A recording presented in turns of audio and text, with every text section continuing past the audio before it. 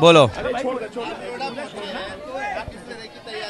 देखिए, मुझे उम्मीद है कि नोएडा के कार्यकर्ता, पार्टी के नेता काम करेंगे और जो कुछ कमी रह गई है उसको दूर करके समाजवादी पार्टी को मजबूत यहाँ बनाएंगे और हर वर्ग के लोगों को लगातार जोड़ेंगे। इंडिया गठबंधन और जिस तरीके से उत्तर प्रदेश में भारतीय जनता पार्टी और देश की राजनीति में भारतीय जनता पार्टी काम कर रही है, जनता निराश हुई है।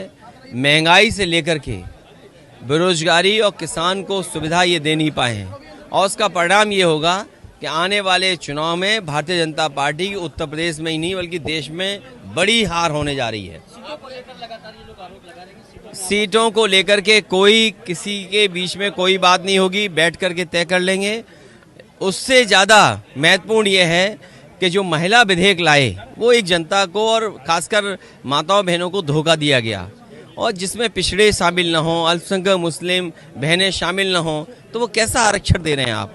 आधा अधूरा काम किया और वो लागू नहीं होगा। जब तक लागू नहीं हो रहा, कम से कम भारतीय जनता पार्टी की जिम्मेदारी बनती है जहाँ जहाँ चुनाव है वहाँ कम से कम 33% अपनी पार्टी की संगठन की महिलाओं को चुनाव लड़ाएं।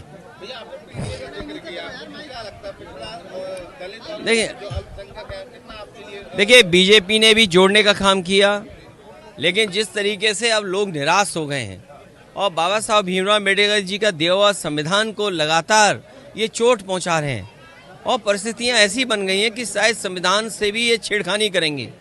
हमें उम्मीद है कि पीडीए हमारी पार्टी का और बहुत से लोगों का एक स्ट्रेटजी का पार्ट है। एनडीए को कोई हराएगा तो पीडीए।